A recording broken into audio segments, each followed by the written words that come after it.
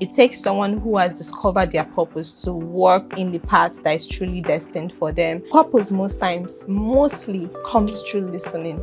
So if you've not developed that act of listening in your day-to-day endeavors, in the world that is very noisy, like, oh my God, you will miss it a lot in life. True.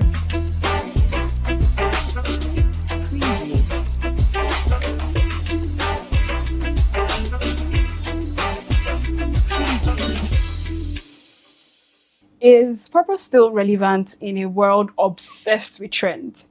Now, before you answer, we have today's guest here that's going to tackle that issue. Now, on today's episode of Beyond the Books, I'm sitting with Mmesoma Anosike Chirah. I hope I pronounced that well. Yeah. A multi-published author, lifestyle curator, beauty queen, and founder of the world's first purpose-based NGO, the MMA Foundation. Now, she'll be sharing how she navigates purpose in a world that, often measures values by virality, from winning pageants to building platforms that actually change lives. Mmesoma is showing us that intentions still matter, even in the age of likes and trends. Now, if you've ever struggled to stay true to your calling in a noisy, trend-driven world, this episode is for you. Welcome to Beyond the Books.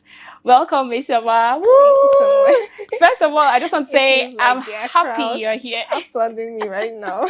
I'm really, really glad that you're here. Thank you. I'm really glad because it's such an honor. I also know that Mmesoma won, Most Beautiful in 2019. So it's such an honor, man. The pleasure is all. It's an honor to have you. So what does Mmesoma really mean? Mmesoma Anosike Chirah. Is it Chirah? Yeah, sure. What does it mean? Mmesoma means God's gifts. Then Anosike, stay strong. Then Chirah, I belong to God. My name is Ojofevo Ebonluwa. What does it mean? Ebonluwa means God's gift. Whatever God's gift there. We are tuning Right, and I'm right loving this. environment. I'm loving this. All right. So when you came in, I said something. I said, you have a very beautiful smile. I think I told people in the studio. Oh. Yes. So I want to know, what's the peak of happiness for you? Like, what situation? Is there like an event that you can remember that was the peak of happiness? You were overjoyed for you. Well, I would say, I'm not trying to sound corny right No, now. it's but fine. I'm going to say discovering my purpose. Yes, because literally, if you're living a life, in this life that I know is very chaotic, definitely there are so many things bound to steal your joy. Definitely. But once you know your purpose, there's just that God-given, there's that sense of, I have the joy. So I smile regardless. So that means this is your frequency. You're always happy. Yeah. Sorry. Let's calm down. Yeah. But there are moments where you're down. True. Yeah, definitely. But still, amidst everything, you still fly high because you have God with you. Amazing. So, has the purpose always been? Or okay, let me take it like this. Has it always been part of you to want to be a model, a pageant, like entries for? Like when you were about 5'10", did you always say, I want to be a queen, I want to be the crown or anything? I'm guessing this was the highlight for so many other models out there, but I don't have that story. Are you serious? I think mine was, I was 17 years. I don't know how, my sister was like, I think you should sign up for this pageant. You have that physique and all. I'm like, I don't know if I should do this or not. Then I decided to try. And it's from that trials, most times you tend to discover what you're good at by trying. So was it this one that you won in 2019? Was it your first? No, this was my second. Oh, my wow. first was Miss Southeast International. And then the second was the 2019 one. Yeah, wow. So it was by someone telling me, okay, you're good at this thing, you should give it a try. So do you think people actually discover purpose that way, that someone can actually push your radar? Yes, a whole lot. Sometimes in life, people tend to see the great things in you than even you yourself. Right. Yes, that you'll be passing and people tend to see the dots in your eye, the ones that you cannot tend to remove. So definitely, I'll say it happens a whole lot. Very well. Okay. Yeah. So now, so since you said this pageant and the thing around modeling was never really what you aspire to be, now that you are in it, do you think that everything was just outlined like that's how it's supposed to be? are you enjoying this stage of your life now? Because she's doing a lot of press tours, and are you enjoying this stage of your life right now? Well, I would say yes. So my going into pageants to me, when I hear the term beauty pageant, I believe people tend to go to a lot of things. But when I hear it, the Yeah. thing I literally hear is discovery. Because you're going there to explore, you're going there to try a lot of things. And through those trials, you tend to discover a whole lot of things. Yeah. So when I stepped into the world of pageants, Yeah. I believe the first thing I discovered was my love for, empowerment. I just loved any stage where I have to serve, volunteer, that empower. I'm like, okay, count me in, I'm in and all. That was where MMA Foundation sprung up from, actually. So it was through my going into pageants that I discovered that this NGO was to be created, and this is where we are now. So yes, of course. I really love that about it, because I think for a lot of people, honestly, I love it because there are a lot of people, let's say for the Big Brother Nigeria, for instance, a lot of people just came into the Big Brother house year in, year out, and people come out as celebrities. They go in as let's say, nobody in quote, and they come out as celebrities. Now, it now really depends what you do with your fame, like with the attention you've gotten. Some of them go into, they start up a business, some of them start up a foundation. So I think maybe the Big Brother has helped them financially and other areas to actually find out what they want to do, because they now have like a whole lot of people watching them and backing them up. You get it? So True. it's really amazing. Now I want to know for you what really is purpose, because this is beyond the books, and it's not really taught in school how to find out what you want. In fact, in some universities, no, some secondary schools, they'll tell you that, do you like mathematics? Yes. No. Do you like English? Yes. Oh, art class. Do you like maths? Science class. So they literally just push you anywhere, and then you find yourself in different places. And because of that choice you made that you weren't even sure of, it's made you make another choice in university to choose what you want to study. So at the end of the day, you never really made a choice yourself. People just made it for you. Yeah. So how would you define purpose now, beyond what we were taught in school, or beyond what you were forced to do in school? I actually wrote this in my first book when I was 18 years old. There's this thing about You wrote life your first that... book at 18? Yeah. I don't know what you're... I don't... Okay. Wait, Okay. there's this thing about life. Yeah. You're being born into this life. They're already persisting trends, culture. Yeah. So I would say you're coming into a world of trend. You're coming into a world of culture. And it takes someone who knows their purpose, or who has discovered their purpose along the line, to stand still amidst all of the culture and all of the trends. And to me, when I look at what is trend, I would say trend is culture. And when I try to describe culture, I see it as acceptance.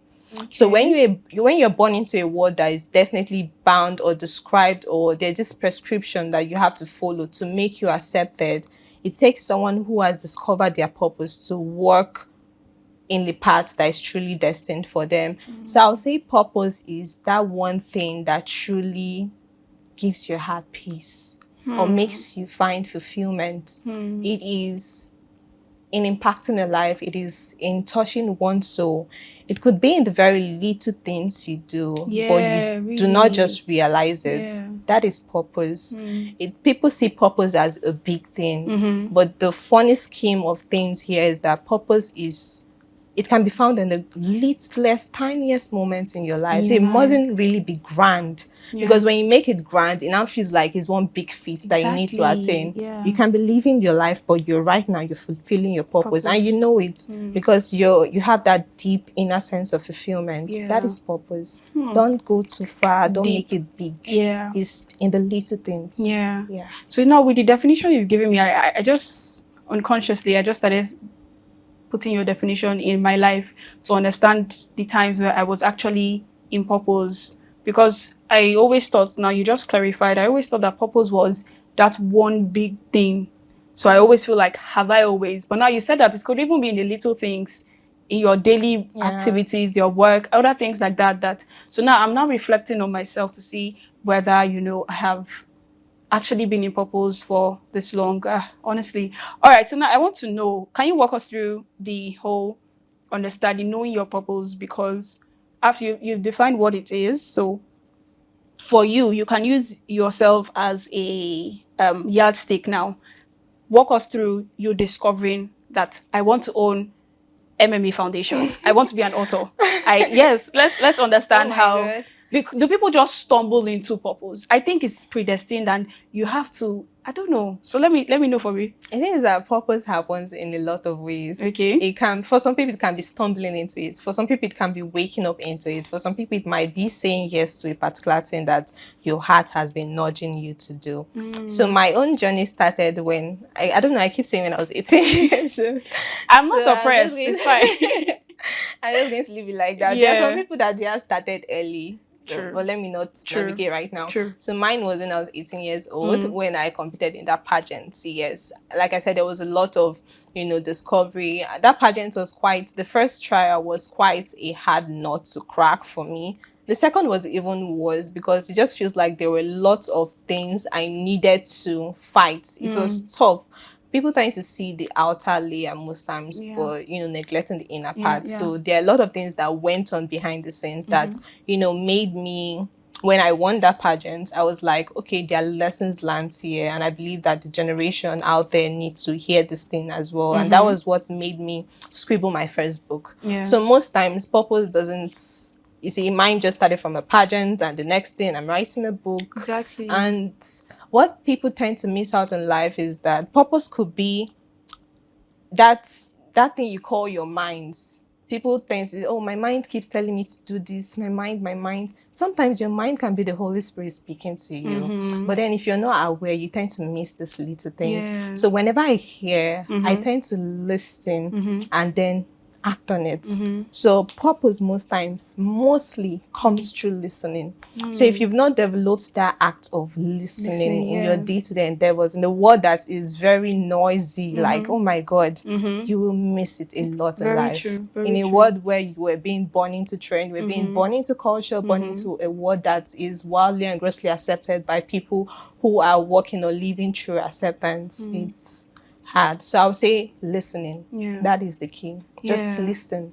That's really amazing. Before I started Beyond the Books, I love watching a lot of podcasts of celebrities, and I always enjoy listening to how they started. A lot of celebrities, and both Nigerian celebrities and foreign ones, and they always talk about how that. For instance, Kevin Hart always talked about how that his friends just said he was funny, and he's short.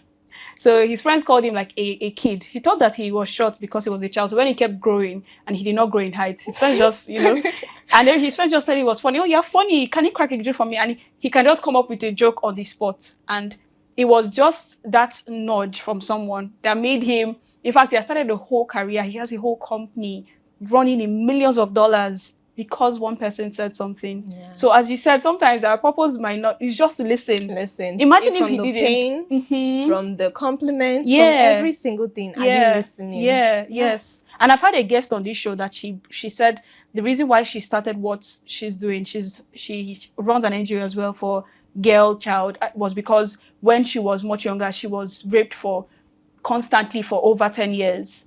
And that, as you said, the pain. Now, for her, that was pain and a very painful experience. Her relative, her uncle, was constantly sleeping with her for sometimes when over it's 10 years. Springing up from pain, it matters to make sure that you're healed from Healed that first. particular thing. Yes, Because if you're before you not can healed, help you tend to pass on and aggressive, and you teach other people what's not right. Yeah. So for her, she was able to draw out that, okay, I think I can help other girls. So she has like a shelter for any girl that has been sexually abused. They come there. She does like a therapy session. She even empowers them. And so she's living a purpose-driven life from pain. Now, I want to ask you now, do you think, have you gotten to a point where I know that you're in purpose, but you are stuck? Is there a point where you know that, okay, I know what I'm currently doing, but it doesn't seem to align Like you're a bit confused, like, oh, did I come into this mistakenly? I think Yeah. one of the one misconception people have is that when you arrive at your purpose, that is it in life. Sorry. It doesn't work that way, right? Sorry, you're just getting started. So just Yeah. get ready for a whole lot of bombs. As a matter of fact, you that is in purpose, it is you that the devil is looking for. Right? Yes. So there's going to be a whole lot of attacks. There's going to be a whole lot of fights. Even when you feel stuck, it happens. And it all boils down to listening at the end of the day. True. So there was this time, okay, yeah, I discovered purpose early. I'm working in it, different seasons of my life. So when I lost my dad, that was last year. You know how grief can be. So yeah, I felt thank you. So for a season, I felt stuck. Like I was like, God, why does good thing and bad things happen to good people? Sort of. So that question kept springing up, and then I got an answer. I was like, okay. I was now able to, heal through it, walk through it, and then finally pick up. So definitely it's possible to get stuck. It's also possible to feel confused. Heal through it in 1 year? So are you trying to like, not completely, but is a year not too short for healing to decide that you've healed? There's this thing that comes because I feel like it's loss. This is loss. Yeah, no, loss, it can never be replaced or recon, but there's this thing that comes with grief that when the people that know their God literally find solace, you find comfort in his word. So those were the things that have been able to keep me going. Not like I just, came out of it. And like that. So yeah, that's it. Sorry about that, but I'm really glad that you, as you mentioned, now you came out stronger from this issue. So now let's talk about, there's something in your bio, and I'm going to read it out to us. Creatively in purpose, for purpose. Can we expand on that? Creatively in purpose, for purpose. What's inspired you to put that out there? Well, growing up, I always knew that I was very innovative. I'm that person that just wakes up and, I'm having 100 ideas. I already know how to implement this, do this, blah, blah, blah, put this up. And I was like, okay, yes, I'm a creative. Yeah. God was a creative. Jesus Christ was a creative. So definitely we are like him. So we have to, find creative ways, measures and strategies to, go out there into the world, infiltrate the systems that has already been occupied by, systems that are not meant to be. So it takes being creative. It takes someone who knows their books, what they are out there to do to, do things that are worth doing. And if you're not creative enough, I'm sorry, but another person is going to, outpass you and stuff. So you need to keep getting creative in a world that is always innovating, growing AI trends and all of that. Yeah. Very true. And when you mentioned something on the part of confusion and like getting stuck. For me, for instance, I started up something, Voices and Light.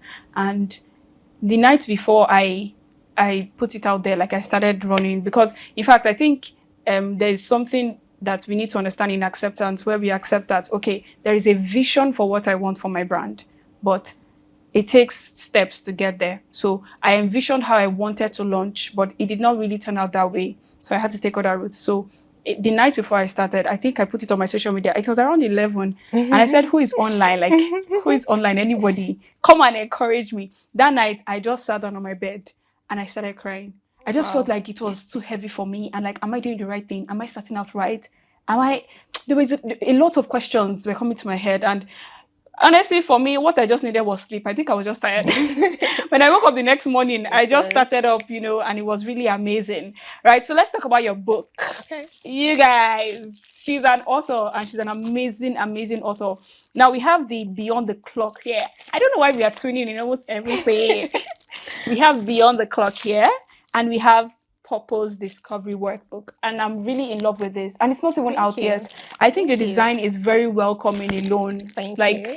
Gorgeous. So can we talk about Purpose Discovery Workbook? Why did you start up this? And specifically, you wrote that it's for children age 8 to 16. So what's the motive behind this? Okay, so first of all, I would say it sprung up from my last book, Beyond the Clocks, but something served as a motivation for me. When I went for a particular social entrepreneurship conference as of last year, there was this story that was told one of the social entrepreneurs or founders, they went to visit a rural area where kids are, one of their outreaches. And, they asked these kids, what do they want to become in life?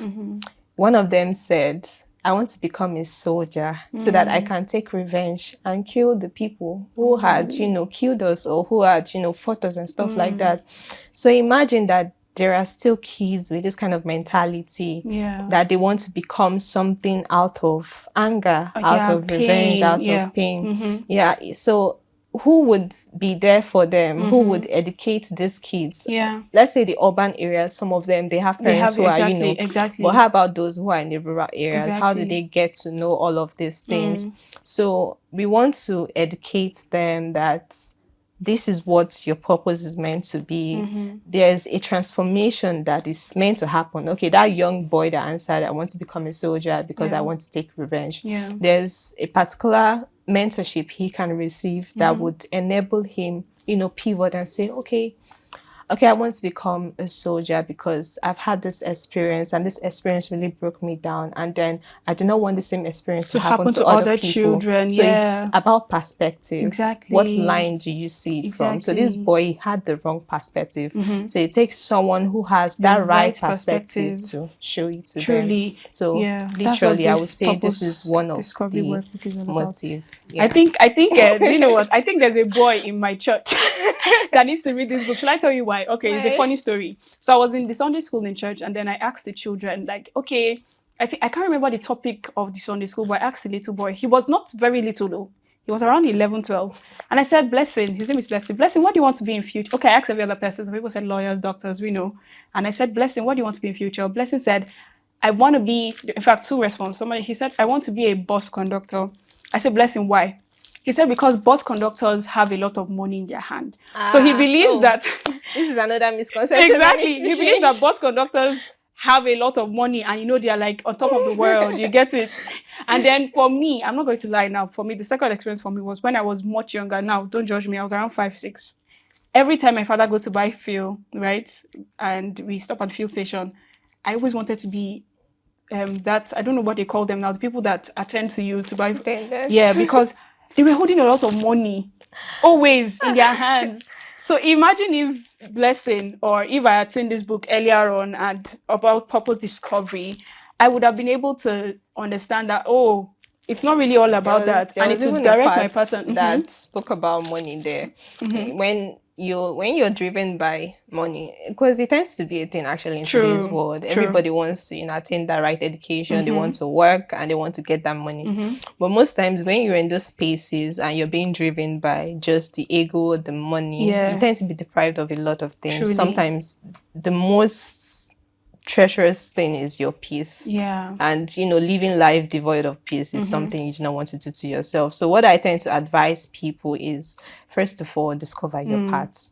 So even if you're in a space that's it's not the space, it's not that the space is not your calling, but it's the people there who are making that space hard for you.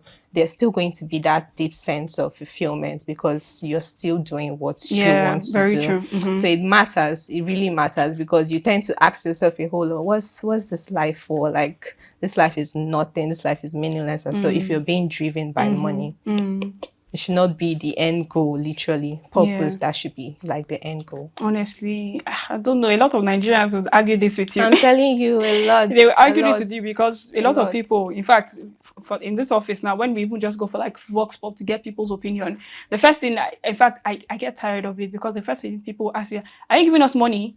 You want my opinion? Are you paying me? That because everybody's mindset is driven by instant money gratification. Exactly. They always is money tied to it, is a reward tied to it. They're always thinking about that. Now, so can you tell us when it's launching and where we can get it? Okay, June 28th. So it's going to be close. Yeah, it's going to be on Amazon as well, and on Seller. And there's something beautiful that's coming. I think I can say this as well. Okay. So it's going to be a video production. There's going to be a video production for this as well on YouTube. Animated cartoon for kids, so that people can relate with it in a fun way as well. Children and of all ages can go all out there and not just in the physical copy. That's very creative. People ask you what is the hard copy is going out of this thing. So we are now trying to, innovate and also make it digital as well. So Yeah. people tend to relate either with digital or with the hard copy. And I'm sure that the terms, everything is just around the terms, the language is Very only for simple. children. Yeah. Yeah. Very simple and That's understandable. amazing. I love it. I love it so much. Thank so you. you can get it in Amazon. Amazon. 28th of Physical June. copies too. Yes. All right. So just in one word now, can you just tell us and talk to the children or whoever you think would get, might not just be children, because you just discovered that some people that are adults really don't know how to discover their purpose. So can you just in 1 minute sum it up or on purpose? Okay, I would say in all that you do in life, try to listen. Don't be so quick to, figure your life out that you tend to miss out on the little moments that required you listening. There's this, so many people are starting up podcasts and stuff on how to figure your life out, do this, explore, do a lot of things. Most times your purpose might not even be found in exploring. That's the worst part of it, because people differ, and so your story tends to differ as well. So I would say always make sure that even in a world that is so filled with noise and opinions, always go back to your quiet Oh, please, space. can you say that to your camera now? Let people connect to the audience. So I like that part you said. In a world that is always filled with opinions, noise, chaos, always go back to your quiet place, your quiet space. Meditate. Do not miss out on that. That is actually the very essential thing you need in your journey. Always going back to your quiet space. If not, you tend to be driven by lots of people around you, by your environment, by opinions, by noise, and what have you. Always go back to your source. And to me, your source is your maker, your creator, your quiet space, everything, and whatever it is you want to call it. Do not miss out on that. So that's what I'll say. If you want to discover your purpose continually in life in different seasons. Yeah, thank you so much. I think that's the key takeaway for us today. Always go back to the drawing board, go back to the person that have put you here. Whatever you think is it for you, always go back to it. And I believe that every person born in this world has a unique purpose. Thank you so much, Mmesoma. It was amazing. I think if nobody has told you, you are an amazing guest to sit with, talk to, and this is like a masterclass. I told her off camera. This is like a masterclass, and I've learned a lot, and I hope you've learned a lot too. This is Beyond the Books, and my name remains Ojo Favor. Thank you, Mmesoma. Thank you so much. Thank you so much.